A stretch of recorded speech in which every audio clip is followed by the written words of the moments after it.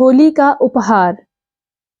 मैकूलाल अमरकांत के घर शतरंज खेलने आए तो देखा वह कहीं बाहर जाने की तैयारी कर रहे हैं। पूछा, कहीं बाहर की तैयारी कर रहे हो क्या भाई? फुर्सत हो तो आओ, आज 2-4 बाजियां हो जाए।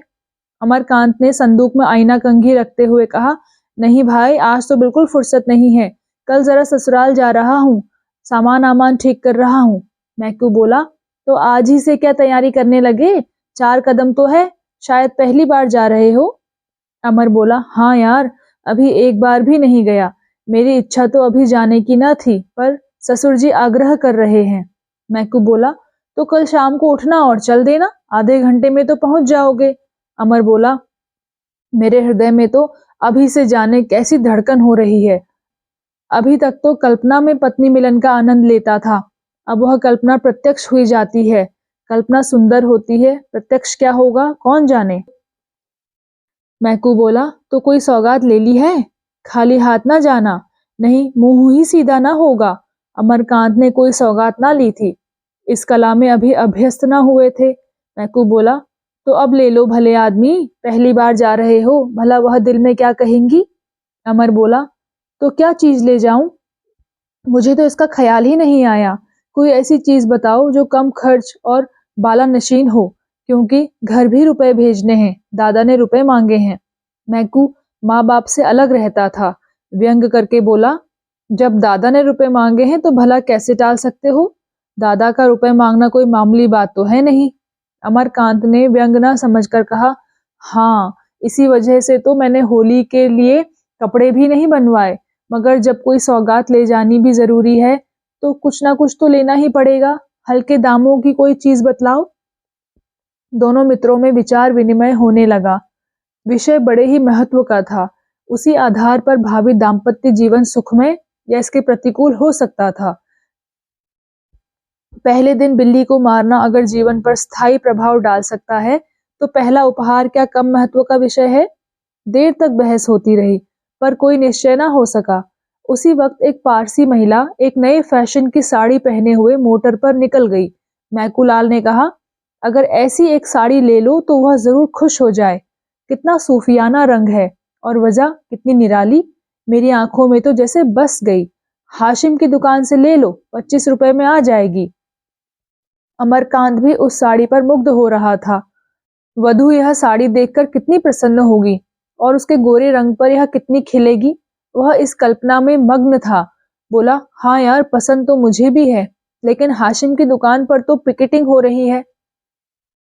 मैकू बोला, तो होने दो, खरीदने वाले खरीदते ही हैं, अपनी इच्छा है, जो चीज चाहते हैं खरीदते हैं, किसी के बाबा का साझा है। अमरकांत ने क्षमा प्रार्थना के भाव से कहा, यह तो सत्य है, लेकिन मेरे लिए स्वयं सेवकों के बीच से दुकान में जाना संभव नहीं है, फिर तमाशाइयों की हरदम भीड़ भी तो लगी रहती है। मैकू ने मानो उसकी कायरता पर दया करके कहा, तो पीछे के द्वार से चले जाना, वहां पिकेटिंग नहीं होती। अमरकांत बोले, किसी देशी दुकान पर ना मिल जाएगी? मैकू बोला, हाशिम की दुकान के सिवा और कहीं ना मिलेगी। संध्या हो गई थी, अमीनाबाद में आकर्षण का उदय हो गया था। सूर्य की प्रतिभा विद्युत प्रकाश के बुलबुलों में अपनी स्तुति छोड़ गई थी। अमरकांत दबे पांव हाशिम की दुकान के सामने पहुंचा। स्वयं सेवकों का धरना भी था और तमाशाइयों की भीड़ भी। उसने 2-3 बार अंदर जाने के लिए कलेजा मजबूत किया, पर फुटपाथ तक जाते जाते हिम्मत ने जवाब दे दिया। मगर साड़ी लेना जरूरी था, वह उसकी आंखों में खुप गई थी। वह उसके लिए पागल हो रहा था। आखिर उसने पिछवाड़े के द्वार से जाने का निश्चय किया। जाकर देखा, अभी तक वहां कोई वॉलंटियर ना था। जल्दी से एक सपाटे में भीतर चला गया और 20-25 मिनट में ही उसी नमूने की एक साड़ी लेकर फिर उसी द्वार पर आया। पर इतनी ही देर में परिस्थिति बदल चुकी थी। 3 स्वयंसेवक आ पहुंचे थे। अमरकांत 1 मिनट तक द्वार पर दुविधा में खड़ा रहा, फिर तीर की तरह निकल भागा और अंधाधुंध भागता चला गया। दुर्भाग्य की बात, एक बुढ़िया लाठी टेकती हुई चली आ रही थी। अमरकांत उससे टकरा गया। बुढ़िया गिर पड़ी और लगी गालियां देने। आंखों में चर्बी छा गई है क्या? देखकर नहीं चलते, यह जवानी ढह जाएगी एक दिन। अमरकांत के पांव आगे न जा सके। बुढ़िया को उठाया और उससे क्षमा मांग रहे थे कि तीनों स्वयंसेवकों ने पीछे आकर उन्हें घेर लिया। एक स्वयंसेवक ने साड़ी के पैकेट पर हाथ रखते हुए कहा, बिल्लाती कपड़ा ले जाए का हुक्म नहीं ना, बुलाइत हैं तो सुनत नाही हो। दूसरा बोला, आप तो ऐसे भागे जैसे कोई चोर भागे। तीसरा बोला, हजारन मने पकड़ी पकड़ी के जेल में भर जाता है, देश में आग लगी है और इनका मन बिल्लाती माल से नहीं भरा। अमरकांत ने पैकेट को दोनों हाथों से मजबूती से पकड़कर कहा, तुम लोग मुझे जाने दोगे या नहीं? पहले स्वयंसेवक ने पैकेट पर हाथ बढ़ाते हुए कहा, जाए कसन देई, बिलाती कपड़ा लेके तुम यहाँ से कब्बो नहीं जा सकत हो।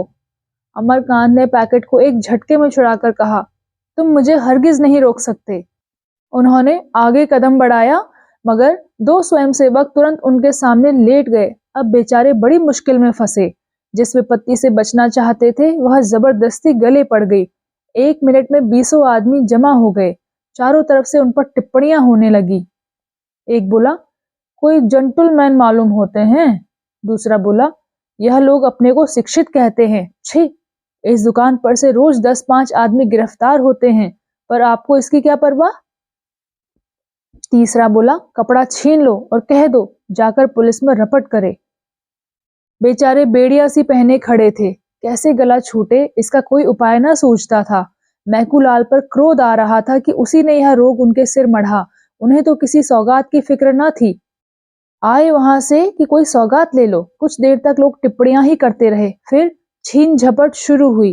किसी ने सिर से टोपी उड़ा दी, उसकी तरफ लपके तो एक ने साड़ी का पैकेट हाथ से छीन लिया, फिर वह हाथों हाथ गायब हो गई। अमरकांत ने बिगड़कर कहा, मैं जाकर पुलिस में रिपोर्ट करता हूँ। एक आदमी ने कहा, हाँ हाँ जरूर जाओ और हम सभी को फांसी चढ़वा दो। सहसा एक युवती खद्दर की साड़ी पहने एक थैला लिए आ निकली। यहाँ यह हुड़दंग देखकर बोली, क्या मामला है, तुम लोग क्यों इस भले आदमी को देख कर रहे हो। अमरकांत की जान में जान आई। उसके पास जाकर फरियाद करने लगे, ये लोग मेरे कपड़े छीनकर भाग गए हैं और उन्हें गायब कर दिया है। मैं इसे डाका कहता हूँ, यह चोरी है। इसे मैं ना सत्याग्रह कहता हूँ ना देश प्रेम। युवती ने दिलासा दिया, घबराइए नहीं, आपके कपड़े मिल जाएंगे। होंगे तो इन्हीं लोगों के पास। कैसे कपड़े थे? एक स्वयंसेवक बोला, बहन जी, इन्होंने हाशिम की दुकान से कपड़े लिए हैं। युवती बोली, किसी की दुकान से लिए हो, तुम्हें उनके हाथ से कपड़ा छीनने का कोई अधिकार नहीं है। आप इनके कपड़े वापस ला दो। किसके पास है? एक क्षण में अमरकांत की साड़ी जैसे हाथों हाथ गई थी वैसे ही हाथों हाथ वापस आ गई। जरा देर में भीड़ गायब हो गई। स्वयंसेवक भी चले गए। अमरकांत ने युवती को धन्यवाद देते हुए कहा, आप इस समय ना आई होती तो इन लोगों ने धोती तो गायब कर ही दी थी, शायद मेरी खबर भी लेते। युवती ने सरल भर्त्सना के भाव से कहा, जनसंपत्ति का लिहाज सभी को करना पड़ता है, मगर आपने इस दुकान से कपड़े लिए ही क्यों? जब आप देख रहे हैं कि वहां हमारे ऊपर कितना अत्याचार हो रहा है, फिर भी आप ना माने।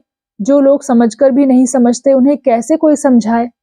अमरकांत इस समय लज्जित हो गए और अपने मित्रों में बैठकर वे जो स्वेच्छा के राग अलापा करते थे वह भूल गए।